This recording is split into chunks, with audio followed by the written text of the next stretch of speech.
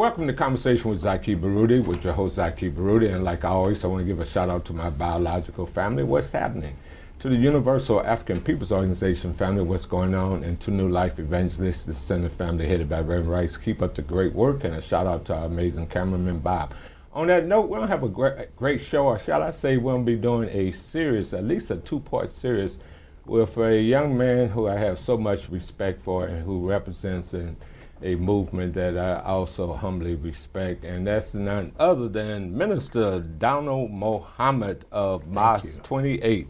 Welcome to Conversation with Zaki Baruti. And thank you for having me on. It's indeed a blessing, and I'm honored to be on your program. Well, I'm humbled and honored also, so I'm looking forward to the conversation. But before I do that, give us I always have the audience, my guest that is, give a little small synopsis of the person that we'll be interviewing. But I'm gonna let folks know we'll be going deep into Brother Minister Donald Muhammad, so folks will know who you and what you are all about. But anyway, a little background of yourself. Well, as we honored you 2 weeks ago at our banquet, Brother Zaki, I discovered that we are from the same neck of the woods in the great state of Mississippi. Mississippi. As a matter of fact, most black folks in the St. Louis metropolitan area comes from either Mississippi or Arkansas. Right. That's the majority. But you from Aberdeen. Aberdeen, Mississippi. Aberdeen County. Right. But I'm from the next county over, which is Chickasaw County, from a little town named Houston, Mississippi. So we all end up in St. Louis, all right? Right. In the movement. Absolutely. But as you said, Mississippi made me reflect on this great song by Nina Simone. God damn Mississippi. Man, oh man, Nina. There would never be another Nina Simone. Yes, you're totally correct. Okay, so you're from Mississippi? Yes. And how long you been up here in St. Louis? I came here permanently in 1960, permanently. Okay. But my mom lived here, so I was coming up in the summertime to be with her. And then eventually I stayed. I came to stay in St. Louis, and it's been quite an experience. A lot of things that I experienced here in St. Louis I didn't know was taking place because I never experienced it in Mississippi. Okay, what age did you get here? I was 14 when I got here permanently. Okay. Yeah. Okay, so you had, in a sense, what would be culture shock? Well, no, it wasn't quite culture shock because I had been here several times. Okay. Yeah, right. But I'm happy and proud that I did experience that quote unquote Southern life. Right. And then did a comparative analysis to the city life. Right. But it was the same thing when I got here. It was still segregation, right, or separation when I got here. Right. I know the first time I went to the Fox Theater. And what years are we talking about? We talking about 1959, 58, 60, like that. Right. And I remember when, we couldn't go into the Fox Theater. So I remember when they let black people into the Fox. Mm-hmm. As a little boy, I had to have a white shirt on and a necktie to go into the Fox. There were stores downtown that we couldn't shop in, and that was, at that time, it was called Famous and Bar, which became Macy's, Sticks, Bear, and Fuller, that became, I forget the name of that store now, but so it was certain things. So we had to shop in our own neighborhood at little clothing stores that others had for us, that we went and bought our clothes and shoes and things. Right. Well, you know what? First of all, let me digress. I want to publicly thank you and the Nation of Islam for the kind Lifetime Achievement Award, which, by the way, fell on my birthday. So what a miraculous thing. Yeah, I know. Share a brief story about that right quick in terms of the award. How did it, again, thank you. I just want to humbly thank you. Praises due to Allah, Brother Zaki. And just let me say, you a brother that's been in this town for years. I watched you from up close and watched you from afar. And I put it like this: you are the most consistent leader that we have in the community. You never veer off the path that you are on. And I thank Allah for you, for being like you are. You are Zaki Baruti. We go all the way back when you was in East St. Louis, in the District 189 school district. That's and right. I can go back to remember when you invited me to speak to your classes and things like that. So I appreciated that. That was some years ago, brother. So we've been around a long time, man. I was getting ready to say we're still young, man. Yeah, you 78? 78. 78, and I'm 81. Yes. So now, you know, I had made mention that you are the minister at Mosque 28. Yes. How long have you been the minister? And before you even get into you being the minister, how did you get into the Nation of Islam? Well, you know. Well, you know what? Let me stop you again. Let me revert all the way back. Explain to the people the Nation of Islam, the origins of the Nation of Islam, and you know the leadership or whatever you want people to know about the Nation of Islam. Then we'll get into how you. Well, the first thing I'd like to say is that the Nation of Islam now is headed by the Honorable Minister Louis Farrakhan. He is our national leader and teacher and guide. And but it goes back to 1930 when Master Fard Muhammad made himself known, and he began to teach in and around Detroit, an area called Black Bottom, which was a black neighborhood. And after a year, I believe, so the Honorable Elijah Muhammad came to hear him speak, and the Honorable Elijah Muhammad joined. And then he chose the Honorable Elijah Muhammad to lead the Nation of Islam after he left. So let me interject. Now, Honorable Elijah Muhammad, was that his original name? No, it was Elijah Poole. Okay. And he was from Sandersville, Georgia. Okay. Okay. So basically, the Honorable Elijah Muhammad took the mission on, and then when he left in '75, you know, of course, you know, Imam Wafdi Muhammad took over in 1977. Minister Farrakhan stood up and said that he would rebuild the Nation of Islam. And this is where we are right now. And Honorable Minister Louis Farrakhan has definitely rebuilt the Nation of Islam to where it is now. Now, I started off in the very beginning in his rebuilding. Of course, you know our good friend, Brother Akbar Muhammad. And may Allah continue to bless Brother Akbar.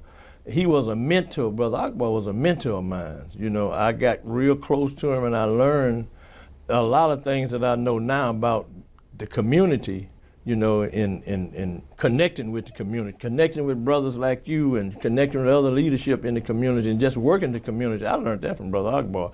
I learned promotion from Brother Akbar, how to market something, because he was an expert at doing it, you know. As you saw at the banquet, all of that was Akbar. Yes, and on the banquet too, you had over 800, almost to 1,000 people in attendance. I don't know how many it was, Brother Zaki. It was a sellout. It was a sellout. Really, well, all of that expertise came from Brother Akbar. I didn't know nothing about no press conference, how to conduct a press conference, but I watched Akbar do it. And the first one I did was with Minister Farrakhan, and he was speaking at the weekend, and so I conducted the press conference. Man, I was proud of myself. I know that's right. You know what, and I must interject on Brother Minister Akbar Muhammad as well as Honorable Minister Louis Farrakhan. First of all, Minister Louis Farrakhan, and I truly, humbly appreciate the fact that when I ran for governor in '88 and in '87 he came and endorsed my candidacy. I think I was one of the very first. I remember that, Brother Zaki. And I'm so humbled by that and the mission that he's been on and the historical role that he's played in our struggle here in America. On that note, we'll have a quick break. As we discuss various issues, I want to share something very close to my heart. Larry Rice, Director, New Life Evangelistic Center. I'm very, very concerned about where people are going to be sleeping in this winter. 1,000 additional homeless have joined the ranks of the thousands that are already out on the streets. As a result of this tornado, so many homes were devastated. So many living in their cars and going back in their condemned homes. They can't do that in the wintertime. I don't see the decisive action on the part of the administration, whether it's in St. Louis City, St. Louis County, or in Illinois, a real desire on the part of these politicians to help a growing group of people that not are able to donate to their campaign. They don't have a political voice, but you do, and we can't remain silent. The Bible says to him or her, know what to do good and do it that not, it's a sin. We must engage in directly helping those individuals who are hurting. We need to see churches that will open their doors and take in the homeless. In Springfield, we're working together there with the churches. Different ones open up each night. And the homeless are picked up from the New Life Evangelistic Center at 806 North Jefferson in Springfield. And they're taking different shelters. We don't have that in the greater St. Louis area. The homeless are left out on the streets. We're praying that we can reopen 1411 Locust, but right now also looking for another site. As developers are fighting us opening there, then show us some place that we can go through the work of New Life Evangelistic Center. Please join us in the prayers and let's work together. Let's try to help God's children who are suffering on the streets in our community. Now's the greatest time to get involved with the work of New Life Evangelistic Center. Over the next 3 months, we have many different events that are coming up where we will actively serve people who are experiencing homelessness. We need to raise awareness about the critical needs here in St. Louis as thousands of people are entering the system for the first time. So many people need our help, and you can be a part of that by ministering the gospel to them through your gift. Please bring winter items, bring cold weather items that will help people survive in this vicious winter. And then also please give your monetary gifts to us right now. The financial needs are so incredible here at New Life, but we serve a greater God. So please go online to nlecstl.org or call 314-421-3020 to learn how you can get involved in this critical events. Welcome back to Conversation with Zaki Baruti. In studio with me is Minister Donald Muhammad of Mosque 28, Nation of Islam. On the other side of the break, we were reflecting on some of what I consider my heroes, okay, including Minister Louis Farrakhan, as well as Brother Akbar Muhammad. I must say, as you said, I learned so much from him, and I was blessed to be in his presence on a number of international trips, which, through him, and I was blessed to meet leaders of countries such as in Libya, Muammar Gaddafi, Zimbabwe, Robert Mugabe, the president of the Sudan, Omar Bashir, as well as the current president of Nicaragua, Daniel Ortega. And he was such a, and shall I say, still is a great diplomat, and for the nation. I don't know no other person, Brother Zaki, have traveled to as many countries as Brother Akbar Muhammad. I'm trying to catch up with him, but I can't. He gone too far from me. I think he's visited over 100 countries. Over 100. I think 120 or 30 countries in the world, mostly all in Africa and the Middle East and everywhere else. He's been such a help to the Honorable Minister Louis Farrakhan over the years, and plus he's a personal friend of the Honorable Minister Louis Farrakhan over the years. They met in New York City, when the minister became the minister after Malcolm was assassinated. So Brother Akbar has quite a history, and he's a walking historian, And he used to always encourage people to read. Read. He encouraged the book, the black bookstores here in the city of St. Louis. As a matter of fact, we had two. Mom and Mom had two bookstores. That was his encouragement, as a matter of fact. But that was a whole different time back then, Brother Zaki. Well, we'll be getting into what's happening now shortly, but I want to just go through the some of the past situations. In terms of the Honorable Elijah Muhammad getting his teachings from Master Fard Muhammad. Now, where was Master Fard Muhammad originally from? Well, he was born in the holy city of Mecca. Okay. Yeah, in the 1800s.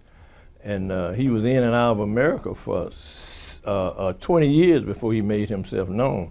He could speak 16 languages, and he could write in 10 of them. Wow. So all of the information the teachings that we got from supreme wisdom that came to us through the Honorable Elijah Muhammad actually came from him. So the Honorable Elijah Muhammad never denounced Master Fard Muhammad because he represented him as God in person. Okay. So in terms of you becoming the minister of Mosque 28, what was your evolution in terms of, off air we were discussing similarities of our involvement or around the Vietnam War. How did you get into the nation? Okay, you know, That's good. as a matter of fact, Brother Zaki, I didn't want to go into the military. My mother encouraged me to go. You know how mothers, man, always want to protect their sons, their children. And after I went in and went to Vietnam, it was the beginning of my awakening. You know, we saw leaflets saying, "Why you over here? You know, you a black man. We same." Wait a minute, let me interject on the Yeah. Alpha Era. You know, at that time, we about the same age limit.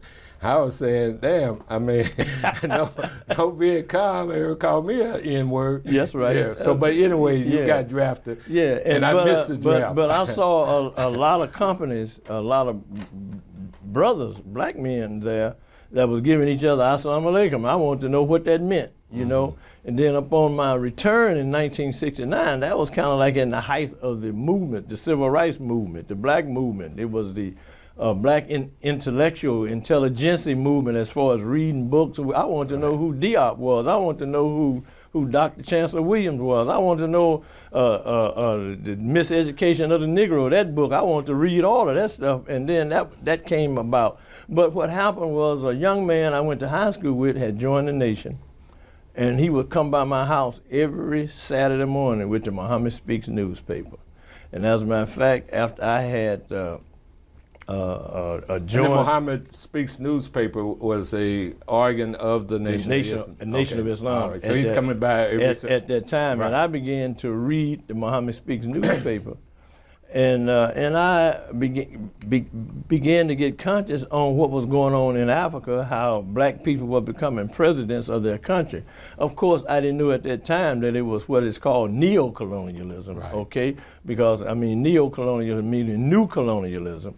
Because they would put a black face in a political position, but at the same time, the economic and the social system never changed. So it was really colonialism for real, but it was the skin game.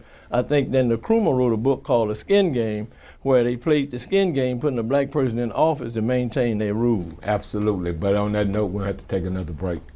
So many people are hurting and hopeless. They feel despondent and in despair. They are living on the streets in conditions that are horrible and not suitable for any human being. And it takes so many loving people to walk alongside them and give them opportunities to change. Zaki Baruti and his show is exposing the people who are making a real difference in our community. And he's been a faithful partner of New Life Evangelistic Center for many years. And I want to invite you to be like Zaki Baruti and make an impact in someone's life today. You can love others well, and you can do it in a meaningful and powerful way. I am so thankful for people who have partnered like Zaki, and I just want to share some of the impacts that you're really making when you partner with New Life Evangelistic Center. You're offering 365 days of care for a woman in need who's fleeing domestic abuse. You're offering not just care, but discipleship and mentorship and training services for her. Not only are you doing that, you're also getting hygiene kits and survival gears into the hand of people who need them, who are living on the streets of St. Louis. Not only that, but you're caring for orphans and widows in India, and you're preaching the gospel in every single one of these places, India, Ukraine, and all throughout mid-Missouri. You're also helping hundreds of people each day in the day center in Springfield. You're making a real impact on the lives of hundreds every single day. And you do that when you partner alongside New Life Evangelistic Center, along with faithful partners like Zaki Baruti. How I thank God for people like you for change. Welcome back to Conversation with Zaki Baruti. In studio with me is Minister Donald Muhammad of the Nation of Islam, Mosque 28. On the other side of the break, you was dealing with the question of colonialism and neo-colonialism. A lot of our audience may not even have a concept of what is colonialism. Well, colonialism is a colony or state of people who is ruled by another people.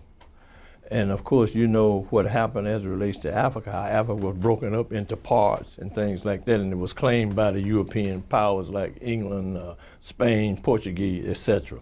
So they claimed those French. Don't forget about the French. Absolutely, all right. right. You know, so they ruled colonies. They took away the resources, took them back to Europe, and then sold the material back to Africa, and the gold, the bauxite, and all of the natural minerals that they dug up out of the earth and left the country in chaos, you see. So basically, when the movement of to throw off the yoke of colonialism, so what they did, and they first did it in Kenya under Jomo Kenyatta. And they took Jomo Kenyatta out of jail and propped him up as the president, as if that was solve the problem, okay, to trick the people into thinking that they had arrived, but nevertheless, that was neocolonialism, a new type of rule over the masses of the people.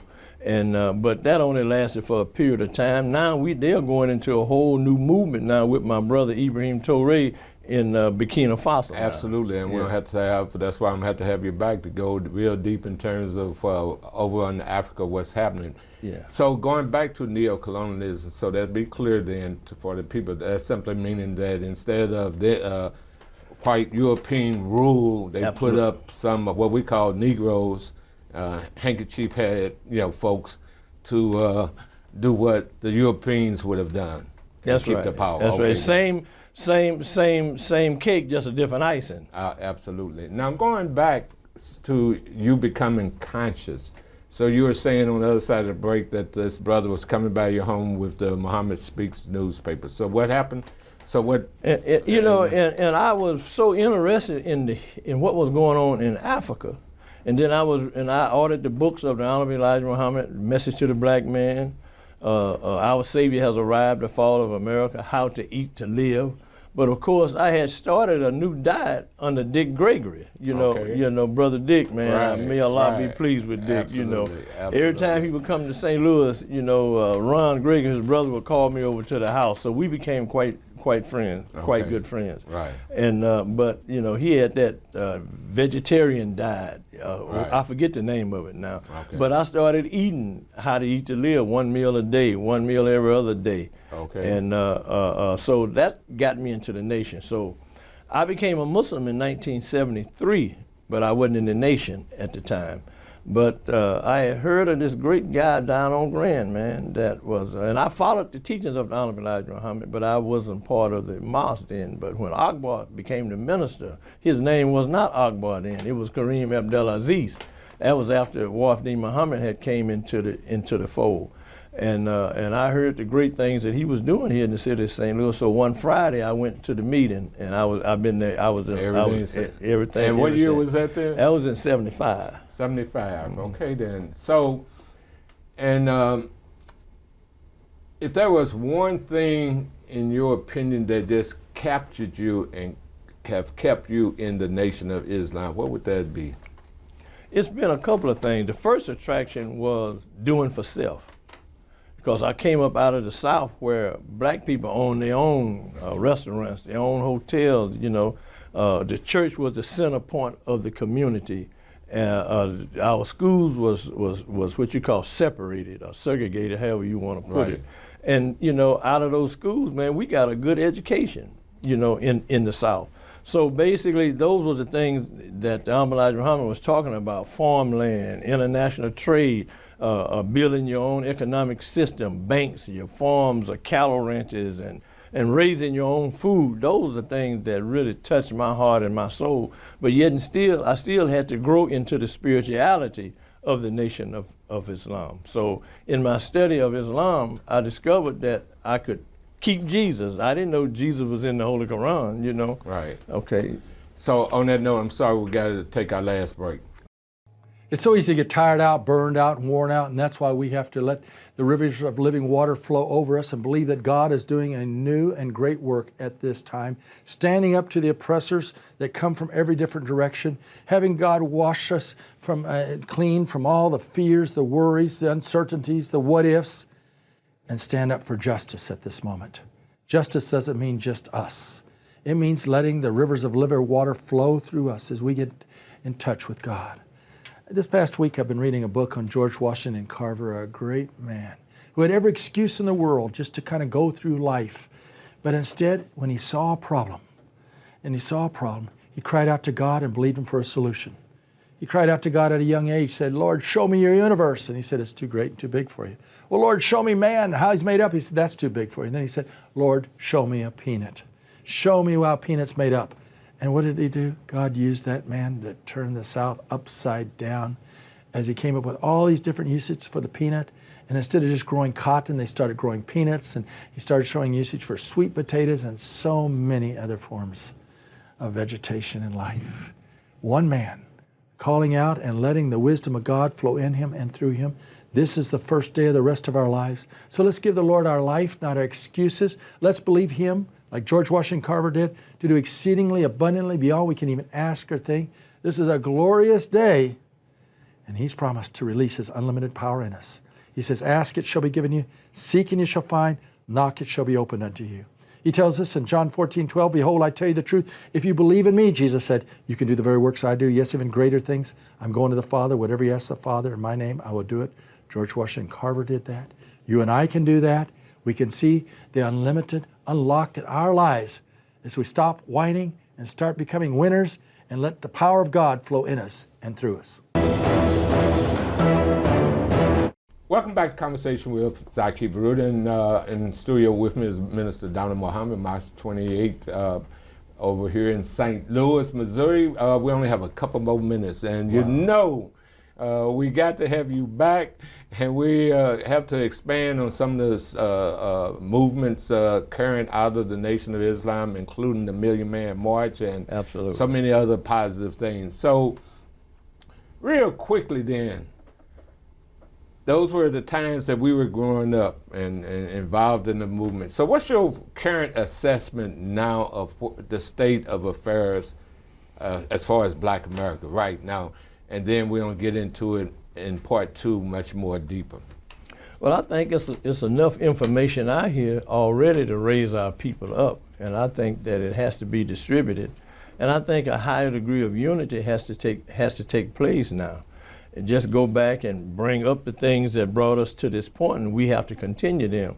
Just because we are older now, when we transition, and when Allah, if Allah's pleased, we need others to come and stand in our shoes, because we don't want to say that, you know, when I'm gone, the movement leaves, or when you gone, Zaki, your movement leaves. So we're going to have to get our young people involved more and more now, and educate them in what's really going on.